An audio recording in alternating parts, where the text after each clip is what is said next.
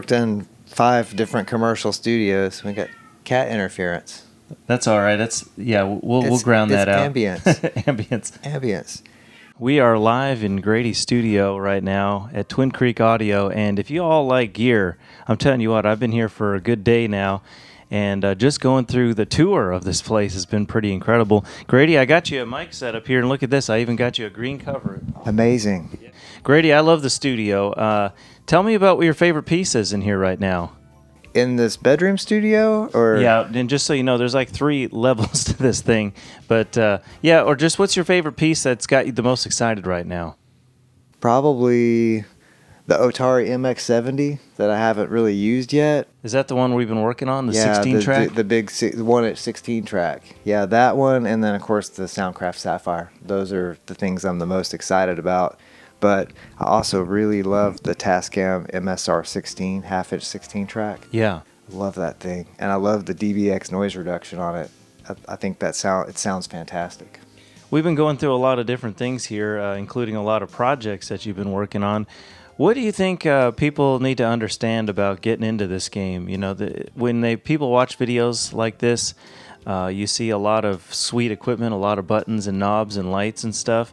But like one of my recent videos talks about, sometimes you realize there's a lot of work involved with it. Is that something you think people don't realize when they get into this? Yeah, I think it's possible that people may not realize that. They may, get overtaken by kind of the hype of like an analog tape machine, and then they spend a couple $1,000s to buy one and don't realize that you've got to buy the cabling and the tape. You need a calibration tape. And just the extra investment and accessories and things like that, and tape costs that can really hurt a little bit, but then the stuff is fun. So it just depends on what kind of user, what kind of fun you want to have. Yeah, it depends on what you want to do. Right. In fact, a friend of mine made a joke about it. He had a bunch of tape machines, and a friend of his actually said something to the effect of, "Do you want to have a studio or a tape machine museum?" You know, one thing I found when I got my tape machine sounding pretty close to the best it could, I was like, it almost sounds like my DAW. Yeah. I mean, and that's the whole point, right? To get clean audio. Now, the tape does like mess up your music a little bit in a good musical way. It does. But that's kind of, maybe it was a little bit of a disappointment, was like when the tape machine was sounding properly and the console sounds good, it kind of just sounds like your computer, just with less tracks. Yeah, that's true. It depends on the tape machine. Right. There are certain tape machines that sound more analog than others. In fact, the TIAC 80-8, that's a very analog sounding machine. She's fat. Yeah, very, very fat, warm, kind of noisy at times, but it just has a lot of character. And so I think those are, one of my favorite sounding machines, especially for a smaller machine that you don't need casters to push it down the hall like the big Otari.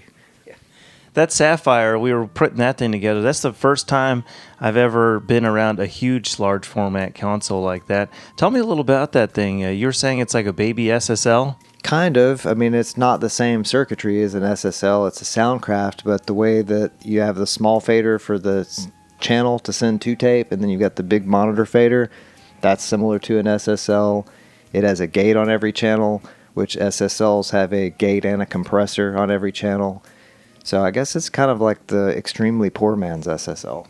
Yeah. Or maybe this Mackie back here is the extremely poor man's SSL, because the Mackie has kind of a cool sound to the mix bus. So I really like that thing too. The cool thing that you do, though, is that you connect it to your DAW. And tell me the difference between mixing down in your DAW for you and then mixing down on something like that big console. Is it just the experience of being able to push the faders, or do you think it actually sounds better? What's your opinion on that?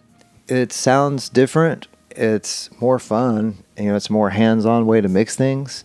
Sometimes you might need more than one person if you have to move a lot of faders, unless you have a console with automation, which I don't. It helps the sound in a way where you don't need to process it as much.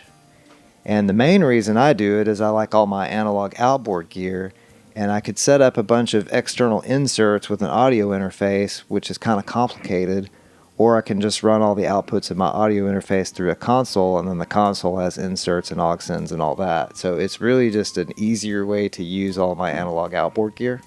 I guess that's just one. It's all about the analog workflow. I think that's what changes the way that you work. Right. You can make more organic sounding things because you're not editing everything to death.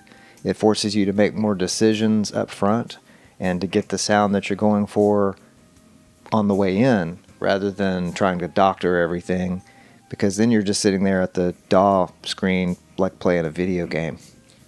That's a good point. I've never thought of it that way. Yeah, and maybe that's part of the appeal. Like a lot of us, I'm not really a young guy, but the guys before us, the real young guys that are coming up, they've only ever used computers and stuff.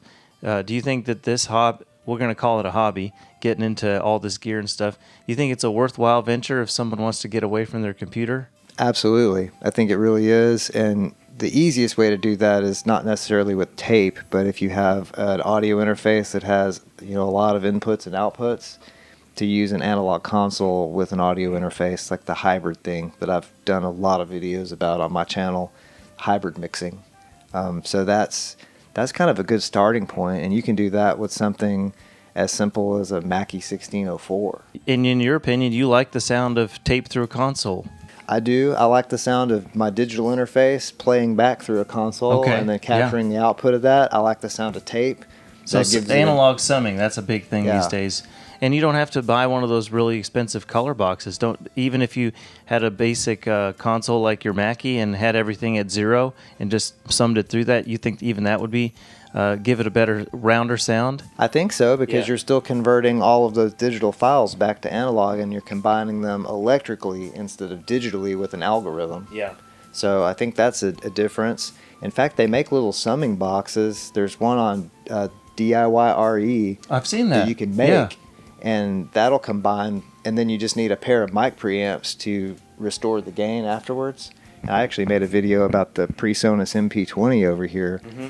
So you plug the output of your summing box into the mic inputs on the MP20 or another pair of nice colorful sounding preamps, and then you get that analog summing in the analog domain, and you have some colorful analog circuitry on the way out to print your mix through. And I think I've learned the most from my analog workflow. Use less, and I found that when I had to make a record for someone recently, I found because I had been in that analog domain for so long that a lot of my tracks were naturally only 12 tracks. I think 15 tracks. I was only recording what it needed. It wasn't like back in the day before I got into analog.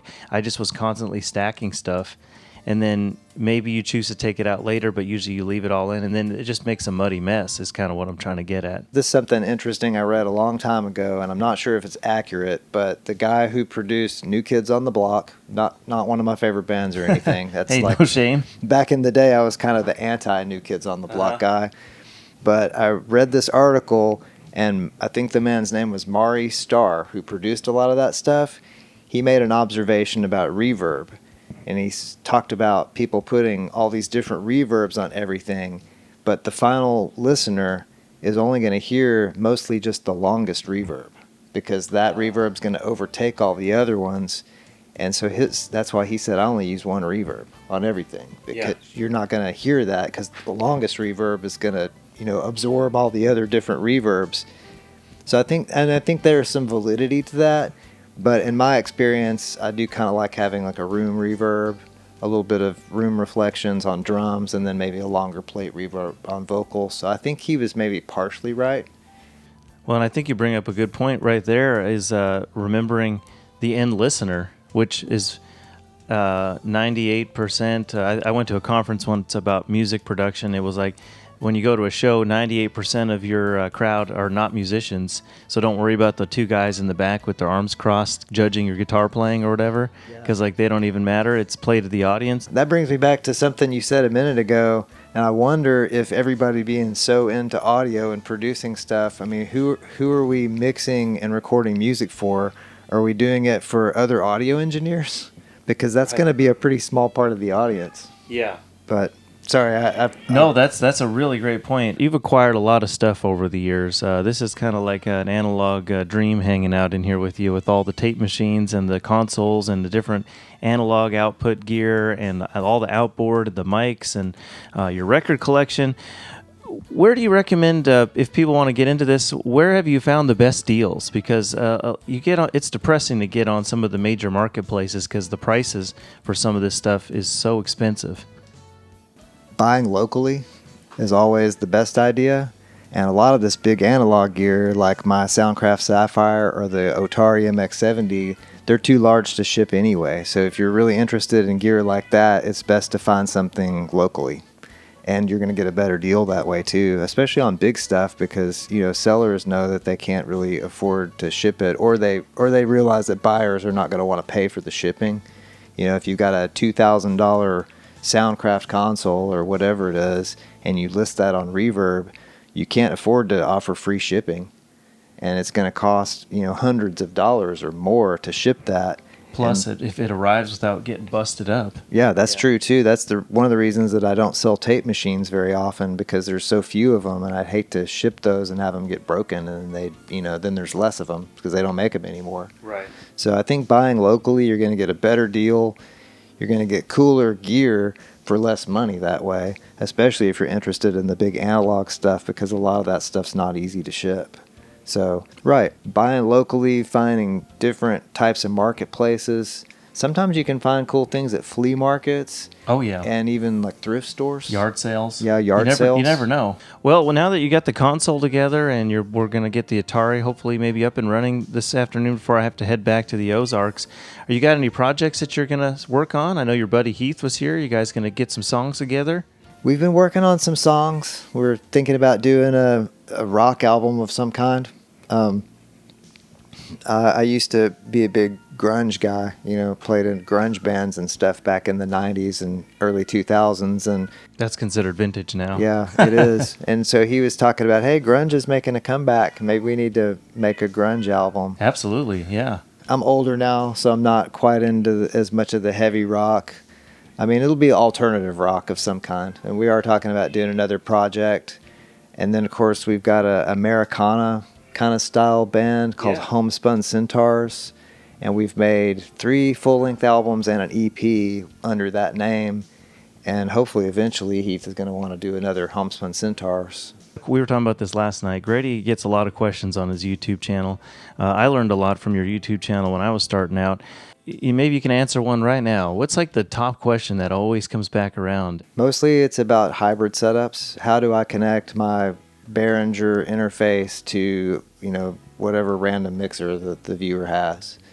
And I can usually refer them to certain videos, but that's definitely the number one thing is hybrid questions, is how do I connect this digital interface to this analog console that I found?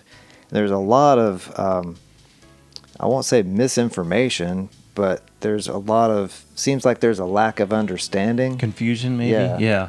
And they're wanting to know, like, how do I connect this 4-channel interface to a mixing console that has this many channels? Like, well, you can't. You have to have outputs from your interface, enough outputs, and then you've got to assign things in your DAW to separate outputs and then send those through some kind of channel on the mixer.